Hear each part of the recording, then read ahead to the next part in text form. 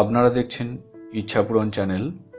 আর এখনো যারা এই চ্যানেলটিকে সাবস্ক্রাইব করেননি তাদেরকে বলবো ভিডিওর নিচে ডান দিকে লাল রঙের সাবস্ক্রাইব লেখাটিকে টিপে সম্পূর্ণ বিনামূল্যে সাবস্ক্রাইব করে নিন। কারণ ভিডিও দেখতে দেখতে ভাবনায় তলিয়ে গিয়ে সাবস্ক্রাইব করতে ভুলে যেতে পারেন হয়তো। আজকের ভিডিওতে আপনাদের শেখাবো যদি কাউকে কুকুর, বিড়াল, ইঁদুর, ছুঁচো অথবা সাপে কামড়ে থাকে সেটা কি করে বুঝবেন সেই কামড়ানোর ফলে বিষ হয়েছে কিনা। আপনারা আপনাদের মোবাইল অথবা কম্পিউটার মনিটর স্ক্রিনে দেখতেই পাচ্ছেন মন্ত্রটি। এই মন্ত্রটি স্বয়ংসিদ্ধ মন্ত্র। এর জন্য সিদ্ধিপ্রাপ্ত করতে অথবা মুখস্থ করতে হবে না, লেখা দেখে পাঠ করলেও হবে। এবারে কিভাবে করতে হবে এবং কি জিনিস লাগবে সেটা একটু ভালো করে মন দিয়ে শুনুন।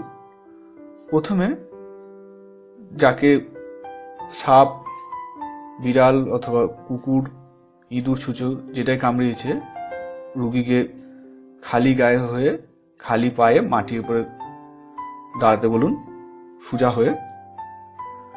তারপরে একখানি কাঁসার থালা নিন, থালাটি তার পিঠে বাঁ হাত দিয়ে ধরুন এবং এই মন্ত্রটি মনে মনে এক নিঃশ্বাসে পড়ে আপনার ডান হাত দিয়ে কাঁসার থালার উপরে একখানি টোকা দেবেন।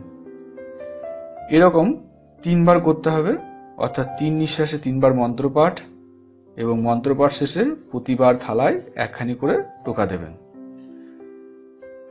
তো এরকম 3 বার করার পর আপনি বাঁ হাত দিয়ে যে ধরে রেখেছিলেন থালাটি তার পিঠে, রোগীর পিঠে, থালাটিকে আপনি ছেড়ে দেবেন।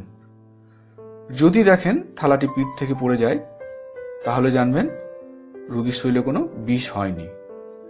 আর যদি দেখেন থালাটি পিঠের সাথে লেগে আসে তাহলে জানবেন রোগীর শরীরে বিষ আছে।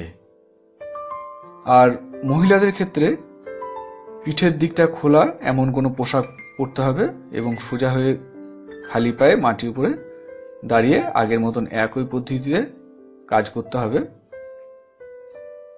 তো বন্ধুরা, এই ছিল আজকের ভিডিও। ভিডিওর কোনো অংশ যদি আপনাদের বুঝতে অসুবিধা হয় তাহলে কমেন্ট বক্সে অথবা আমার হোয়াটসঅ্যাপে মেসেজ লিখে জানাতে পারেন। আমি চেষ্টা করব আপনাদের সমস্যার সমাধান করার। নমস্কার।